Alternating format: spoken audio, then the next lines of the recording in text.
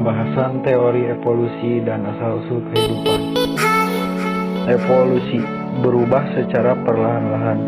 Semua perubahan yang terjadi di muka bumi sejak awal mula sejarah bumi sampai menimbulkan kehidupan dan keanekaragaman makhluk hidup. Teori asal-usul kehidupan. 1. Teori abiogenesis. 2. Teori biogenesis. 3. Teori evolusi kimia. Teori abiogenesis. A artinya tidak, bio artinya hidup. Jadi abiogenesis adalah makhluk hidup berasal dari benda mati. Tokoh Aristoteles, pendukung John Needham.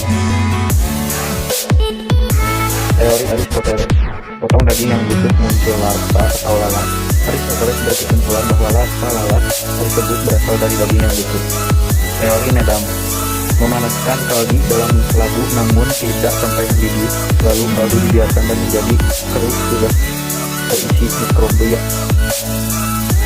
Teori biogenesis. Makhluk hidup berasal dari makhluk hidup sebelumnya. 1. Lazzaro Spallanzani 1729 sampai 1799. Pada tabung yang terbuka terdapat kehidupan berasal dari udara atau mikroorganisme. Pada tabung yang tertutup tidak terdapat kehidupan. Hal ini membuktikan bahwa kehidupan bukan dari air kaldu. 2. Francesco Redi. Larva atau kehidupan bukan berasal dari daging yang membusuk, tetapi berasal dari lalat yang dapat masuk ke dalam tabung dan bertelur pada keratan daging.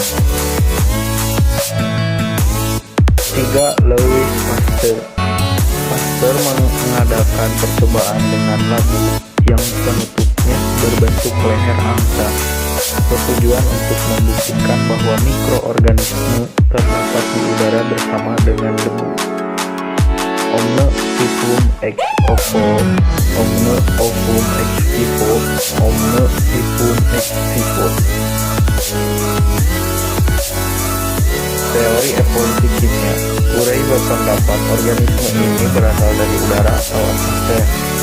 Hal ini karena atmosfer kaya akan molekul-molekul CH4, NH3, H2, dan H2O.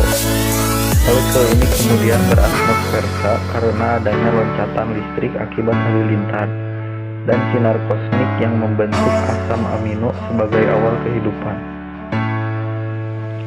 Buku Teori Evolusi. Filosofi Zoologique.